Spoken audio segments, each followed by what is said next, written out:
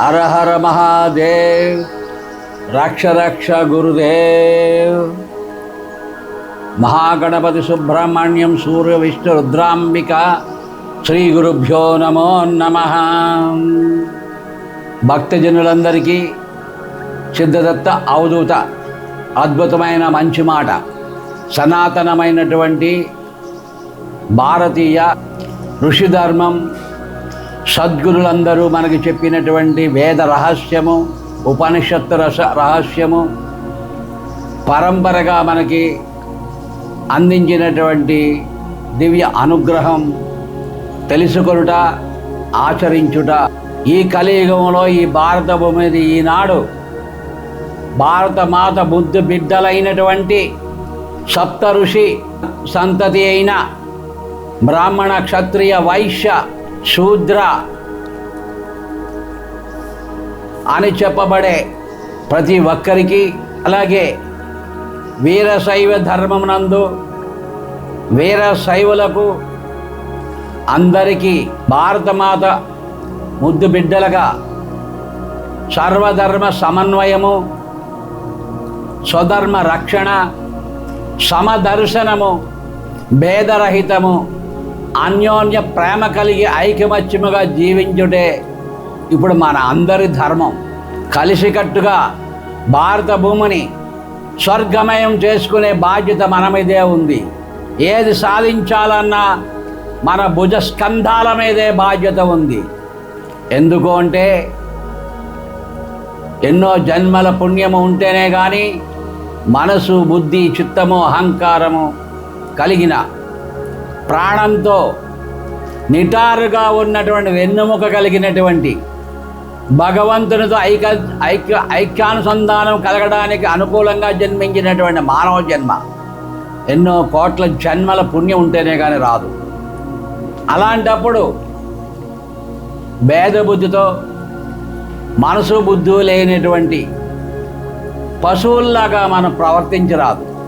మనందరము ఒక తల్లిదండ్రుల బిడ్డలుగా, ఆది పార్వతీ పరమేశ్వర బిడ్డలుగా మనం భావించి, ఆ లక్ష్మీనారాయణ సంతతిగా మనం భావించి, బ్రహ్మ సరస్వతుల సంతతిగా మనం భావించి సోదరత్వంతో మనం జీవించాలి. అది ఇప్పుడు మన కర్తవ్యం, అది మీ బాధ్యత. ఈ జగత్తంతా కళ, ఈ బంధాలన్నీ ఒక కళ, ఈ సంబంధాలన్నీ ఒక కళ. మీరు కలగన్నప్పుడు కష్టమో సుఖమో అనుభవిస్తాం, కళలో కూడా ఏడుస్తాం, కళలో కూడా నవ్వుస్తాం, కళలో కూడా నాట్యం చేస్తాం, కళలో కూడా పోరాడుతాం. మెలికి వచ్చింది అది ఇది కళ అనుకుంటాం. అలాగే ఈ జగత్తంతా కూడా నీది, నాది, పేద గొప్ప, మంచి చెడు, కష్టము సుఖము, రక్త సంబంధం, బంధు సంబంధం, స్నేహ సంబంధం, ఇదంతా ఒక కళ. అట్లాంటి కళలో జీవిస్తూ నిన్ను నువ్వెవరో తెలుసుకోకుండా జీవించడం మానవ కర్తవ్యం కాదు. మహాత్ములు మనకు అందించినటువంటి దివ్య సందేశం మద్గురు శ్రీ శ్రీ కృష్ణ పరమహంస అద్వైత సిద్ధాంతం అంటే ఏమిటి, ద్వైతం అంటే ఏమిటి, విశిష్టాద్వైతం అంటే ఏమిటి, భగవంతుని మనం ఎలా దర్శించాలి, భగవంతుని ప్రేమ ఎలా పొందాలి అని ఒక దివ్యమైనటువంటి ఉపదేశం మద్గురులు చెప్పినటువంటి అద్భుతమైనటువంటి దివ్య ఉపదేశం. జగన్మిథ్య బ్రహ్మ సత్యం అని మొదటి మాట. అంటే ఈ జగత్తంతా కళ, ఈ జగత్తంతా మిథ్య, ఆ భగవంతుడైనటువంటి పరమాత్మ అనంతమైనటువంటి శుద్ధ చైతన్యమైన ఆది పరమేశ్వరుడే సత్యము అని చెప్పడం. రెండోది ఏమన్నారు, జీవో బ్రహ్మైవ నపరః. ఈ జీవుడు కూడా, ఈ జగత్తు కూడా ఆ బ్రహ్మానికి వేరుగా లేదు అని రెండోసారి చెప్పారు. ఈ రెండు మనం బాగా ఆలోచించి ఏది ఎంతవరకు ఎలా సాధించగలుగుతున్నాం అనేది మనం ముందు శాస్త్రాధారం, మహాత్ములు ఆచరించిన ఆధారాన్ని మనం తీసుకుని మనం ఇప్పుడు ఎలా జీవిస్తున్నాం అనేది ఆలోచించి దాన్ని సరిచేసుకోవాల్సిన అవసరం ఉంది, ఎంతైనా ఉన్నది. మద్గురులు చెప్పినటువంటి దివ్యమైన సందేశం 3 కథలుగా చెప్పారు. భగవంతుడు ఎక్కడ ఉన్నాడు, ఎస్ఐవాహం అన్నారు. ఎస్ఐవాహం అంటే భగవంతుడు ఎక్కడ ఉన్నాడు. కాశీలో ఉన్నాడు, తిరుపతిలో ఉన్నాడు, అయోధ్యలో ఉన్నాడు, పుణ్యక్షేత్రంలో ఉన్నాడు, గురు సన్నిధిలో ఉన్నాడు, గుళ్ళో ఉన్నాడు అని భావించేటటువంటి విధానమే శైవాహం. పూర్వకాలంలో ఇప్పుడు మనకు ఉన్నట్లుగా కరెంటు ఏం సదుపాయాలు లేవు. కృష్ణుడి కాలంలో బాలకృష్ణుడు, ముద్దు కృష్ణుడు, గోపికలందరూ కూడా ద్వారకలో ఉన్నారు. ఆ సమయంలో సాయంత్రం అయిందంటే దీపాలు వెలిగించడం, పెద్దింట్లోనే మొట్టమొదటి దీపం వెలిగేది చౌమురు దీపం. ఆ దీపం ద్వారా దీపం వెలిగించుకుని వెళ్ళేవారు గ్రామస్తులందరూ. అదే ప్రకారంగా ద్వారకలో కూడా ఆ ఊరికి పెద్దిల్లు కృష్ణ పరమాత్మ యొక్క ఇల్లే. ఆ ఇంట్లో మొట్టమొదటి దీపం వెలిగేది. ఆ దీపం ద్వారా గ్రామస్తులందరూ కూడా ఆ దీపం ద్వారా దీపం వెలిగించుకుని వెళ్ళేవారు. అయితే అక్కడున్న గోపికలు గోపాలుడైనటువంటి బాలకృష్ణుని మధుర మోహన సమ్మోహన ఆ పరమాత్మను దర్శించడానికి అని చెప్పేసి వంక పెట్టుకుని, అమ్మా ఈరోజు దీపం నేను వెలిగిస్తానమ్మా అనే దీపం తీసుకొచ్చి ఆ కృష్ణుడిని చూడాలనే ఉద్దేశంతో తహతహలాడుతూ తన్మయత్వంతో భక్తితో కృష్ణుడింటికి వచ్చేవారు. అక్కడ వెళ్ళిన దీపాన్ని వెలిగించేవారు. దీపము అనే వంక ఆ జ్యోతిని వెలిగించుకోవాలని వంక, కానీ ఆ కృష్ణుని యొక్క దర్శనం చేయాలనేటువంటి తహత భక్తి ఎలా చూసేవారు. ఎప్పుడు వస్తాడా బయటికి, అతను చూడాలి అని ఆ చిన్ని కృష్ణుని చూడడానికి తహతలాడుతూ ఉండేవారు. దీపం వెలిగించుకునేటప్పుడు ఆ ఒత్తి వెలిగిస్తున్నామని చెప్పేసి తన వేలే ఆ దీపంలో పెట్టుకుని ఇలా వెలిగించేవారు. ఏలు కాలిపోతుంది. కృష్ణుని చూస్తున్నారు, ఆ తన్మయతలో ఉన్నారు, ఏలు కాలిపోతుందని కూడా వాళ్ళకి అవగాహన లేదు. తన్మయత్వంలో మైమరిచిపోయి కృష్ణుని యొక్క ఆ ఆనంద మోహన విగ్రహం దర్శిస్తూ అందులో లీనమైపోయి ఉండిపోయారు. చీకటి పడిపోతుంది, ఇంట్లో ఉన్న తల్లి చీకటిగా ఉంది, ఇంకా దీపం రాలేదు అని గబగబా కృష్ణుడికి పరిటికి వచ్చేవారు. ఇంకా దీపం తీసుకురావే అని. అక్కడ ఏముంది, తన్మయతలో ఉంటుంది ఆవిడ, సమాధిలో ఉంటుంది, కృష్ణుని యొక్క దర్శనంలో ఉండిపోతుంది ఆవిడ. ఆ పిల్ల, ఆ గోపిక కదిపితే ఏమైనా ఏలు కాల్చుకుంటున్నావే, నువ్వు ఒత్తి వెలిగించట్లేదే అని చెప్తేనే కానీ ఆవిడకి మామూలు స్థితిలోకి రావట్లేదు. ఇది అక్కడ భగవంతుడు ఉన్నాడు, కాశీలో భగవంతుడు ఉన్నాడు, తిరుపతిలో భగవంతుడు ఉన్నాడు, నదీ జలాల్లో భగవంతుడు ఉన్నాడు, ఆలయంలో భగవంతుడు ఉన్నాడు. అంటే ఆ భగవంతుడి సన్నిధికి మనం వెళ్ళినప్పుడు ఇంటి గొడవలు, పదవీ గొడవలు, వాళ్ళే ఎలాగున్నారు వీళ్ళు ఎలాగున్నారు కాకుండా ఆ భగవంతుడిలో మైమరిచిపోయి ఆనందంలో మునిగిపోయి అక్కడున్న భగవంతుడిని దర్శించే విధానంలో అప్పుడు ఎందుకు భగవంతుడు మనల్ని అనుగ్రహించడు. శైవాహం అంటే భక్తిలో ఈ తన్మయత్వం అక్కడ ఉన్నాడని వెతికే విధానం. ఇది మొదటి. ఆ గోపిక ఉన్న భక్తి మనకు కావాలి, అప్పుడు భగవంతుడు ఎందుకు అనుగ్రహించడు. రెండోది శైవాహం, ఆ భగవంతుడు ఎక్కడ లేడు అన్నారు. ఆ భగవంతుడు ఎక్కడ లేడు అంటే అండపిండ బ్రహ్మాండాల్లో, చీమలోని, దోమలోని, ప్రతి జంతువులోని, ప్రతి చెట్టులోని, ప్రతి ఆకులోని, ప్రతి రెమ్మలోని, ప్రతి పువ్వులోని, ప్రతి మనిషిలోని, స్త్రీలోని, పురుషులోని, పిల్లల్లోని, పెద్దల్లోని, మంచులోని, చెడులోని కూడా భగవంతుడే ఉన్నాడని దర్శించేదే టెక్నాలజీ అంటూను. సనాతన ధర్మ సాంప్రదాయం ఏం నేర్పుతున్నాం? పసి పిల్లవాడైనటువంటిది 5 సంవత్సరాల పిల్లవాడికి ఆ జగదీశ్వరుడే మన తండ్రి అని చెబుతూ ఆ తండ్రిని నువ్వు దర్శించినట్లుగైతే ఆయనకి దర్శనమిస్తారు. ఆయన ఒళ్ళో కూర్చో, ఆయన నీ తండ్రి అన్నారు. ఓకే, ఎలా? అడవికి వెళ్ళాలి, తపస్సు చేయాలి అన్నారు. 5 సంవత్సరాల కుర్రవాడిని అడవికి వెళ్ళి తపస్సు చేయమందే ఆ తల్లి.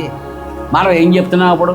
సెల్లలు కొట్టండి, టీవీలు చూడండి, సినిమాలకు వెళ్ళండి, డ్రామాలకు వెళ్ళండి. ఇదా తల్లులు నేర్పే విధానం? ఇదా బిడ్డలకి? ఈరోజు తీర్థం తీసుకోవడం చేత కావడం లేదు పిల్లలు, చదువుకున్న వాళ్ళకి. గుడికి నమస్కారం చేయడం చేత కావడం లేదు. పెద్దల దగ్గరికి వెళ్ళినప్పుడు ఎలాగ వెళ్ళాలి, గురువుల దగ్గరికి వెళ్ళినప్పుడు ఎలా వెళ్ళాలి, దేవుడి దగ్గరికి ఎలాగ వెళ్ళాలి, పళ్ళు పువ్వులు దక్షిణ తీసుకెళ్ళి నమస్కారం చేయాలని జ్ఞానం కూడా ఈరోజు నేర్పడం లేదు. ఎలా నమస్కారం చేయాలో తెలియట్లేదు.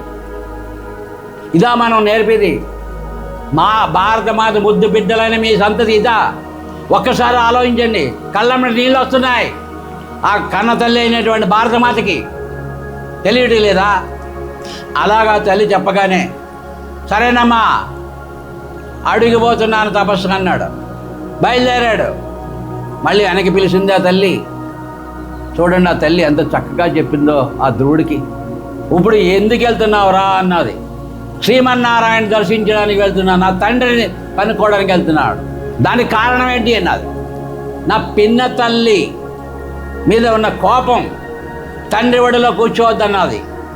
ఆ కోపాన్ని సాధించి రుజువు చేయాలని కోపంతో వెళ్తున్నాను, పగతో వెళ్తున్నాను అన్నాడు. కాదు కాదు, దేశభావం, భేదభావం, ఒకరి మీద కోపము, ఒకరి మీద పగ, ఒక కోరికతో నువ్వు వెళ్ళాలి. ఆ నారాయణ దర్శనం ఉండి భేదరహితంగా ఉండి నువ్వు ఆ పిన్న తల్లి దగ్గరికి వెళ్ళి పాదాల మీద పడి అమ్మ ఆశీస్సులు ఇయ్యి, నేను అడవికి వెళుతున్నాను, ఆ జగదీశ్వరుని దర్శించుకుంటాను, ఆ తండ్రి ఒడిలో కూర్చుంటాను, వెళుతున్నాను తల్లి, నీ ఆశీస్సులు కావాలి అని ఆ పిన్న తల్లికి పాద నమస్కారం చేసి వెళ్ళమంది ఆ కన్న తల్లి. ఎంత సమదర్శనం, భేదరహితము ఆ తల్లి మనకు నేర్పింది పురాణం. ఈరోజు మనం ఏం చేస్తున్నాం? అలా నమస్కారం పెట్టేటప్పటికే పిన్న తల్లి కళ్ళమ్మ నీళ్ళు వచ్చింది, ఏమీ అనలేకపోయింది, నోట మాట లేదు. ఆహా, ఈ పశువు వెళ్ళవాడు నాకు తిరిగి నమస్కారం చేశాడని ఆవిడ హృదయం కరిగిపోయింది. హృదయపూర్వకంగా ఆశీస్సు నీకు ఆ నారాయణ దర్శనం అవగాక అని ఆశీస్సు ఇచ్చింది ఆ పిన్న తల్లి.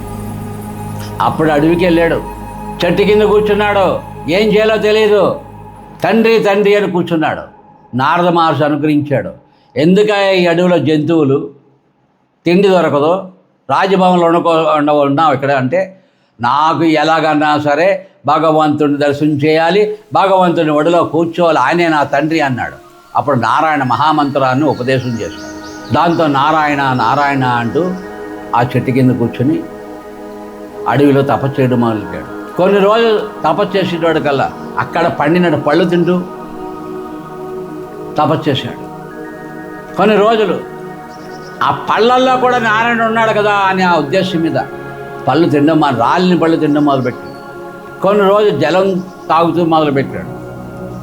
కొంతకాలానికి వాయుభక్షణ, సప్తస్థల యోగం, ప్రాణ సాధన, నీ ఉచ్ఛ్వాస నిశ్వాసాల ద్వారా తిండి తిప్పలు లేకుండా, మంచినీళ్ళు కూడా తాక్కుండా ఉచ్ఛ్వాస నిశ్వాసలే నారాయణ నారాయణ నారాయణ అనుకుంటూ తన్మయత్వంగా అలా ఉండిపోయాడు.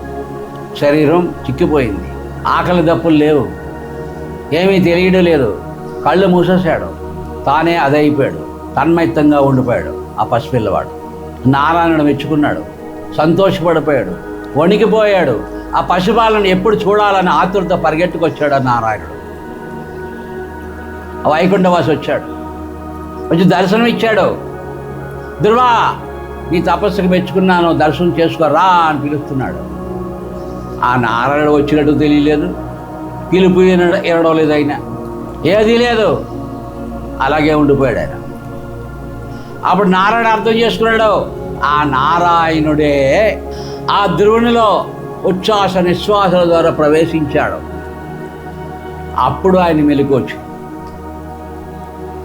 ఆ నారాయణుడే ధ్రువుడిలో ప్రవేశించి ధ్రువుడు నారాయణుడిగా అయ్యి ఆ నారాయణుడు దర్శనం చేసుకున్నాడు. అలా దర్శనం చేసుకుని త్వమేవాహం అని మూడోది. ఇదే నిజమైన అద్వైతం. ఆ భగవంతుడే నేను, నేనే భగవంతుడు అని తన్మయత్వంగా ఆనందంగా ఉండడమే నిజమైన సాధన. మరి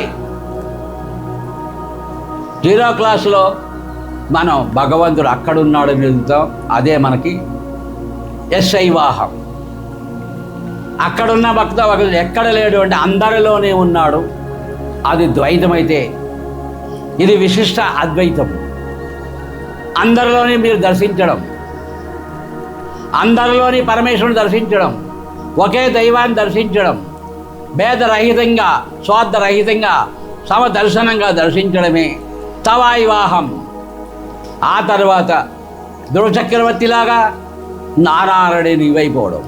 త్వమేవాహం, నీవే నేను, నాకు వేరుగా ఏదీ లేదు, నేను లేని చోటే లేదు, నా ముందు, నా వెనుక, నా పైన, నాలోని ఆ నారాయణుడే ఉన్నాడు. అదే విశ్వరూప సందర్శనం. కదలడానికి కూడా చోటు లేదు. ఇక్కడ ఉన్నాడు అక్కడ లేడు అనేది లేదు. ఎక్కడ పడితే అక్కడ నీ కూడానే ఉన్నాడు, నీలోనే ఉన్నాడు. నీవే త్వమేవాహం. ఈ జ్ఞానం మనం సంపాదించాలి. ఈ స్థితికి మనం రావాలి. భక్తి పెరగాలి మొట్టమొదట, జ్ఞానం పెరగాలి రెండోసారి. భక్తి జ్ఞానము రెండు కలిసి యోగంగా మారాలి మనం. ఇది భారతమాత ముద్దు బిడ్డల సంతతి, ఋషి సంతతి. మీరందరూ కూడా శివస్వరూపం, శక్తి స్వరూపం, దైవ స్వరూపం, దైవాత్మ స్వరూపులారా, ఆత్మస్వరూపులారా, అమృతపుత్రులారా అన్నారే కానీ రాక్షస పుత్రులారా, దయ్యాల్లారా అని ఎవరు అనలేదే. అమృతపుత్రులు మీరు. స్వామి వివేకానంద ఎలుగెత్తి చాడాడు ఇతర దేశాల్లో. నా భారతమాత ముద్దు బిడ్డలకున్న ఆనందం, మా భారతమాత ముద్దు బిడ్డలైన కుక్కలలో ఉన్న ఆనందం మీలో ఒక్కరు కూడా లేదన్నాడు. ఇతర దేశాలకు వెళ్ళి ఆయన అంత సింహాగర్జన చేశాడు ఆయన. అలాంటి సంతతి మనం. ఇది అద్వైతం. ఈ ప్రపంచం అంతా చీకటి, ఇదంతా కళ అని మొట్టమొదటి మనం జగత్ మిథ్యా బ్రహ్మసత్యం, ఇదంతా స్వప్నం అని దుఃఖం నుంచి విమోచన పొంది, మన దుఃఖాన్ని నుంచి విమోచన పొంది దుఃఖాతీతులుగా ఉండి అందరిలోని భగవంతుని దర్శనం చేయడానికి రెండో భాగంలోకి వచ్చి మూడో భాగంలో ఆ పరమాత్మే నేను అని అద్వైత సిద్ధిని పొందాలి. భగవంతుడు వచ్చి మాట్లాడినా, భగవంతుడు దర్శనమైనా, నీ జ్ఞానం కలిగిన ఈ భక్తి ఉన్నా, ఈ అద్వైత సిద్ధి కలిగినప్పుడే నువ్వు సర్వ స్వతంత్రుడు అవుతావు. ఆ భగవంతుడే నీవు అవుతావు. గురువుని గట్టిగా పట్టుకోండి. గురు పాదాలను ఆశ్రయించండి. గురు ధర్మాన్ని రక్షించండి. స్వధర్మాన్ని రక్షించండి. భారతీయ ధర్మాన్ని రక్షించండి. మాతృభక్తిని పెంచండి. పితృభక్తిని పెంచండి. దైవభక్తిని పెంచండి. గురుభక్తిని పెంచండి. లోక కళ్యాణంగా జీవించండి. శాంతి ఆనందంతో నిరంతరం శివతాండవం చేయండి అని ఎలుగెత్తి చాటుతూ మీ హృదయాలన్నీ కూడా కదిలి ముందుకు రండి. గురు దర్శనం, దైవ దర్శనం, దీప దర్శనం చేసుకోండి. హర హర మహాదేవ్. రక్ష రక్ష గురుదేవ్. శివోహం త్వమేవాహం.